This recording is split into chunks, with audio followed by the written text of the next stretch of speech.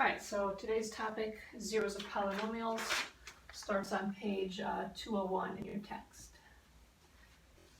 Definition is that a zero is any value that solves this equation, f of x equals 0. So any value you can plug in for this x, any input that leads to an output of 0. Alright, so we've seen equations like this before. So the next question is, well, what concept is this related to?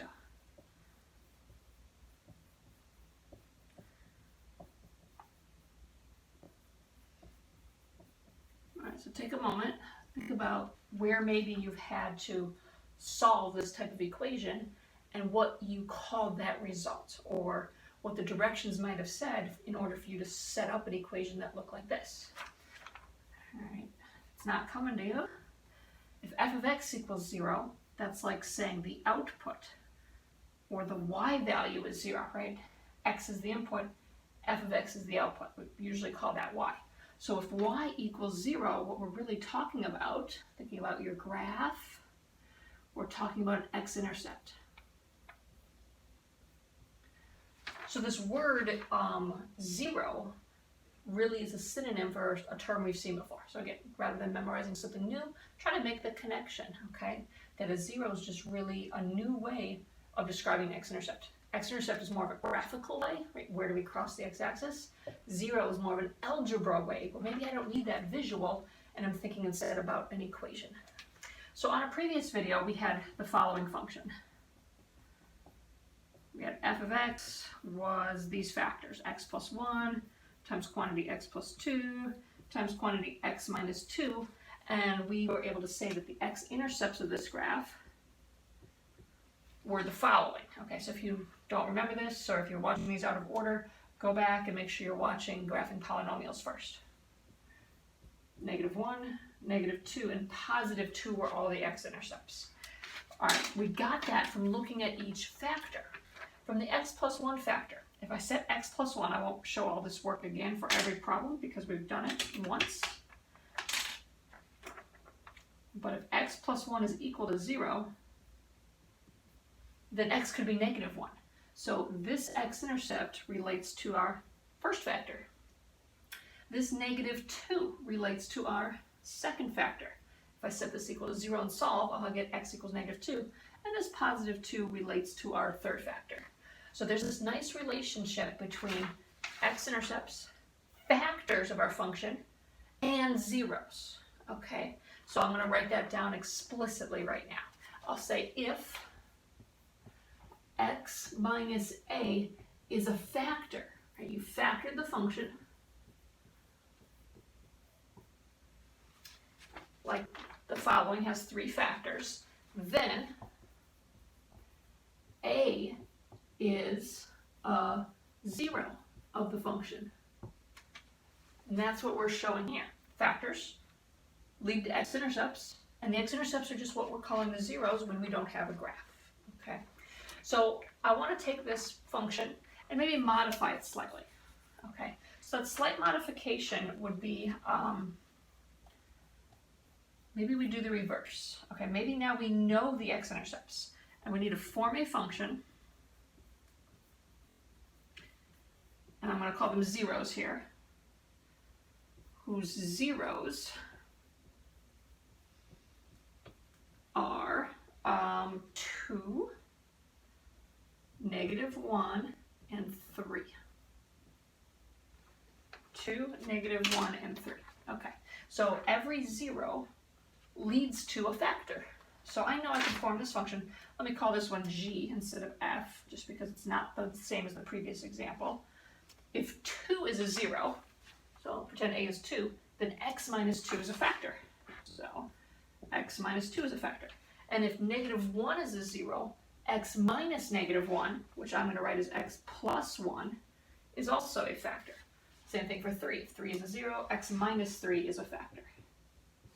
So there's a function with -2, or +2, -1, and 3 as its zeros. Okay, I'm going to amend this and say, well, what if we also knew that g of 1 was 5?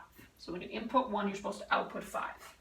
Okay, Notice that this function g is not going to do that right now.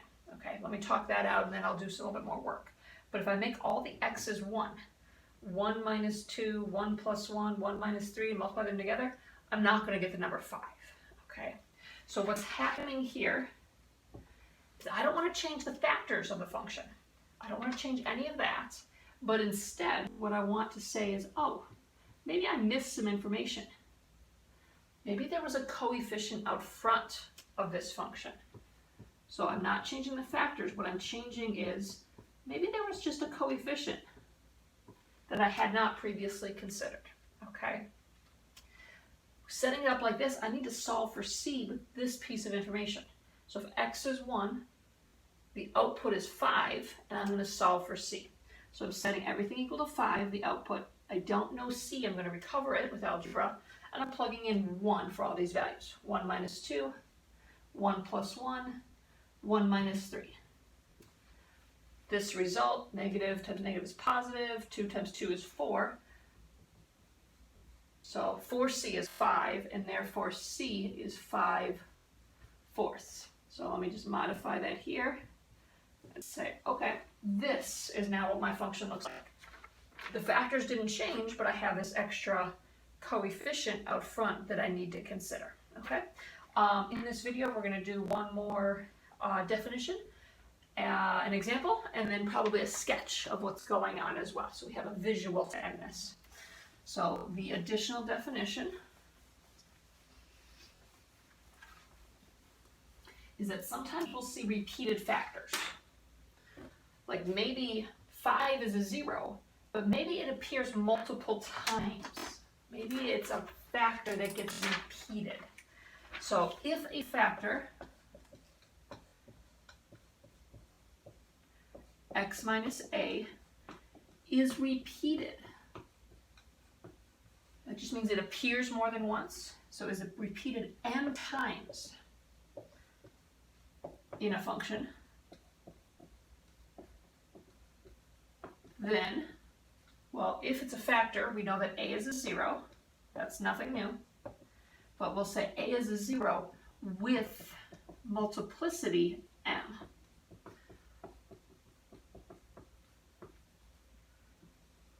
Okay, so factors lead to zeros, but factors that are repeated, let's say it's repeated 3 times, then we would say it's a 0 of multiplicity 3.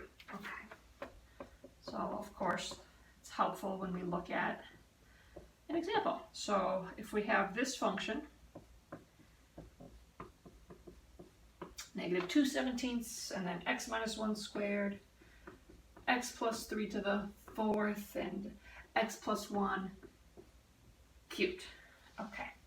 We should be able to identify the zeros and their multiplicities. Okay, so I'm going to build a little table for this. I'm going to say, all right, put the zeros on the left and any of their multiplicities on the right. All right, so every factor, this is still up here, every factor leads to a 0. So x minus 1 is a factor. That means 1 is a 0. X plus 3 is a factor. That means negative 3. Right? Look at the form there. Maybe opposite is a 0. X plus 1 is a factor, means negative 1 is a 0. Now for the multiplicity, that's where I'm looking for. When are they repeated? When am I having multiple factors? Well, this square just means x minus 1 was repeated twice, got multiplied by himself twice, so there's his multiplicity. This factor is repeated 4 times, and this factor was repeated 3 times. So those are all my multiplicities. So there's a nice relationship between what's going on here. Notice the sum of these, or let me just call it the total. 2 plus 4 plus 3 is 9. This will be the degree of the polynomial.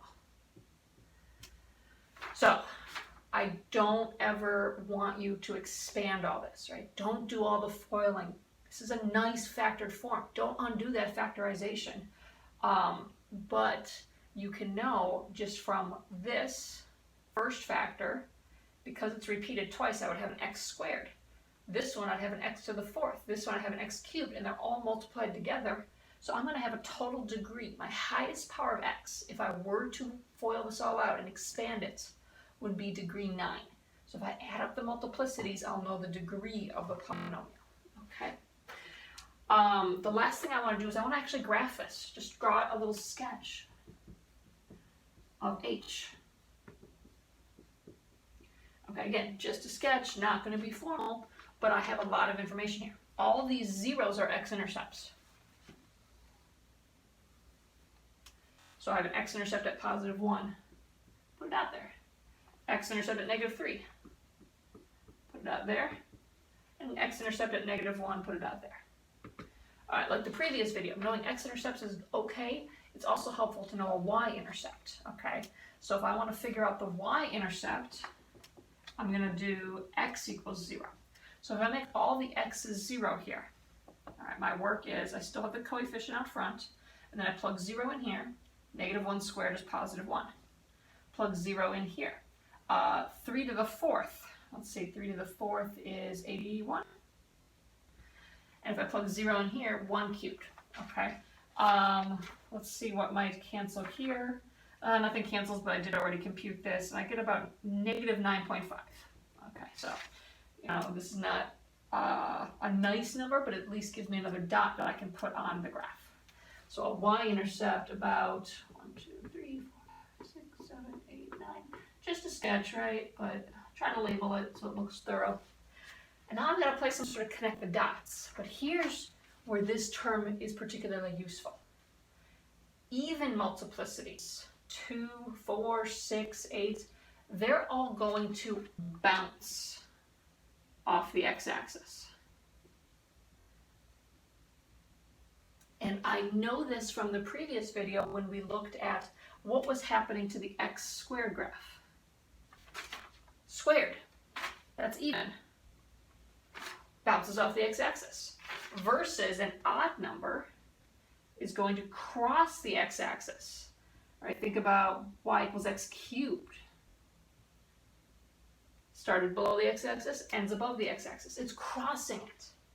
So with that information, with knowing where I'm going to bounce and where I'm going to cross, I should be able to determine a sketch of this graph. Okay, so I do need to connect these. So if I go from -9.5 on the y-axis to +1, and at 1 I'm supposed to bounce. Okay, so that means I come up to 1 and come right back down. I don't cross the x-axis there.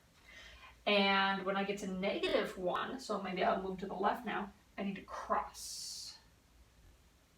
All right, well then I got to come back down and hit -3, where I proceed to bounce. All right, so here's my really rough sketch. Again, I'm not really sure how high this peak is. That's okay. We learned about that in calculus. I just want to get the sketch understood right now in this course, okay? I'm also noticing that with the odd degree, 9, my end behavior should be one side up, one side down, like the cube graph, right? One side starts down, one side starts up. Because of this negative, it's actually the reverse of the cube graph, okay? This negative does the reflection across the x-axis. So instead of the end behavior being starting down and to the left, it's going to start up and to the left. Instead of ending up and to the right, it's going to end down and to the right because of that negative coefficient up front. Just trying to relate this back to translations. Another way you can kind of check to make sure that you're doing this correctly. Okay, so you'll have to do some zeros, multiplicities, and a few sketches for a future homework and test.